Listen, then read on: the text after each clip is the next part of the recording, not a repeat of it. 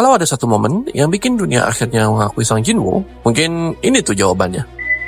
Thomas Andre, national level hunter yang selama ini dianggap nggak terkalahkan, akhirnya tumbang. Nggak ada bantuan, dan nggak ada strategi rumit. Cuma adu kekuatan, dan hasilnya, ya, Jinwoo menang. Berita itu langsung nyebar ke seluruh dunia. Semua orang mulai percaya kalau manusia akhirnya punya seseorang yang bisa ngelindungi mereka. Tapi mereka nggak tahu satu hal.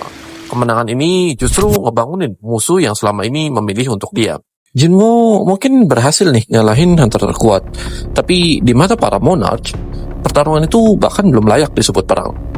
Selama ini mereka cuma nunggu satu kepastian. Dan setelah ngelihat pertarungan melawan teman Andre, mereka akhirnya dapetin jawaban. Shadow Monarch sudah nemuin penerusnya.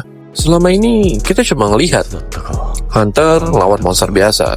Padahal semua itu tuh cuma permukaannya doang.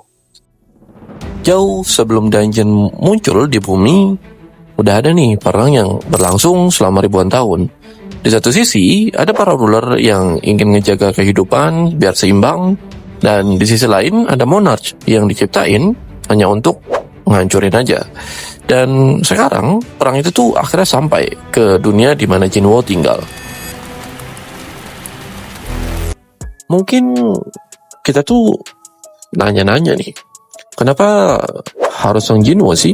Kenapa bukan Thomas Andre? Dan kenapa bukan Liu Zigang? Jawabannya sederhana, para monarch tuh gak pernah takut sama manusia.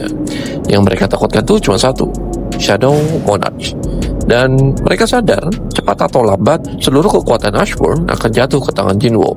Sebelum itu terjadi, mereka tuh harus ngilangin Jinwoo dari dunianya.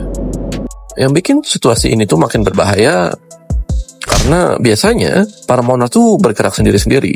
Mereka cukup kuat bahkan untuk ngancurin suatu negara tanpa bantuan siapapun. Tapi kali ini, mereka datangnya tuh bertiga. Itu artinya satu hal, bahkan mereka sendiri tuh udah nganggap Jinwoo terlalu bahaya kalau dibiarin hidup lebih lama lagi. Kalau dilihat di sini, orang yang pertama maju itu Beast Monarch. Dia bukan tipe yang banyak ngomong, buat dia semua masalah selalu selesai dengan satu cara, ngancurin lawannya yang berdiri di depannya.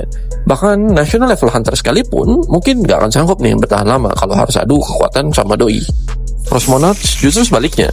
Dia tenang, sabar, dan selalu ngehitung setiap langkah. Serangan ini mungkin gak sebrutal Beast, tapi justru itu yang bikin dia jauh lebih berbahaya. Satu kesalahan kecil bisa langsung ngakhirin pertarungan. Lalu ada Black Monarch. Dia hampir nggak pernah jadi pusat perhatian, tapi justru dia yang paling nyebelin buat dihadapin. Saat Beast dan Frost sibuk buat menekan lawan dari depan, Black gue cukup berdiri dari belakang nih, sambil menuhi medan perang dengan racun dan monster ciptaannya. Begitu ngelihat tiga orang monarch berdiri di hadapannya, Jinwoo tuh langsung sadar, aura yang dia rasain benar-benar beda. Selama ini dia udah lawan banyak musuh, tapi belum pernah nih ada yang ngasih tekanan sampai sebesar ini. Untuk pertama kalinya, setelah menjadi Shadow Monarch, instingnya bilang kalau satu hal, pertarungan ini tuh gak akan mudah. Ketika Jinwoo tahu dia gak punya pilihan, mundur bukan jawaban, dan gak ada hunter lain yang bisa menghadapin tiga monarch sekaligus, jadi ya seperti biasanya, dia angkat tangan kanannya, dalam sekejap ribuan Shadow Army bangkit, memenuhi medan perang. Tapi kali ini, pasukan yang selalu ngebawa kemenangan itu akan menghadapin ujian terberat nih. Karena musuh yang berdiri depan mereka bukan lagi monster biasa. Cara, Beast Monarch langsung aja nih mulai serangan duluan. Gak ada hitung mundur, gak ada basa-basi, dan dia tahu satu detik yang diberikan ke Jinwoo bisa jadi penyesalan terbesar bagi mereka. Dan di sini nih, pertarungan yang selama ditunggu-tunggu akhirnya benar-benar dimulai.